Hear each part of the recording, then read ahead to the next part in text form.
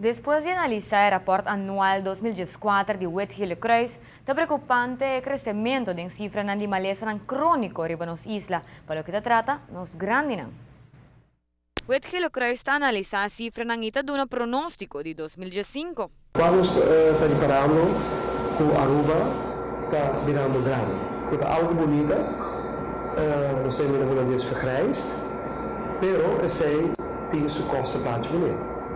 E como o internacional sei, a pessoa mais grande não vira, o risco está mais grande também, como está uma maleza crônico. Dia maleza crônico com cifras preocupantes, da diabetes.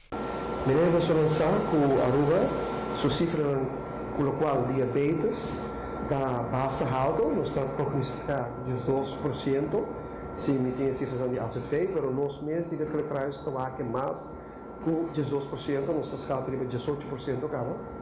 E nós saco em maleza de diabetes, se você não cuidar, vai parte não com problema não com o problema com o pia, o nervo limpia, problema com o reunião não, os bonira não.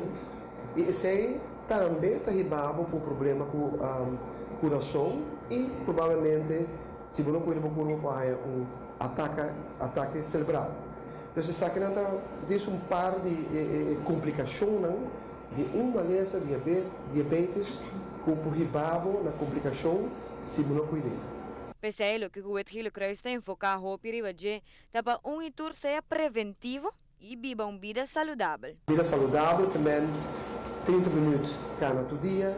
Se você é uma pessoa que está uma, stop uma, barra mano álcool, também nós temos para a parte de sal, consumo de sal, da roupa e alto na isla aqui.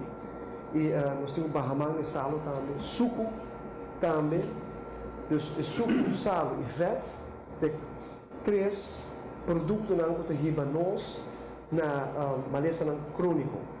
E na 2006 nós conjuntamente com o governo fizemos research com a Bai Sari com as steps. Nós estamos para com as comunidades da Hopi Pisal. Nós Hopi Pisal recomendo com 77% de nossa população obeso sobrepeso. E nós temos sempre nós também na maleza crônico. É consequência de cifras crescentes de maleza crônico, está gasto grande para a ZV. Dia maleza crônico que também é preocupante na Aruba da Alzheimer's. Essa aqui, aunque está consciente que é uma maleza que está aparecendo nos grandes, a cifra está sigue crescendo.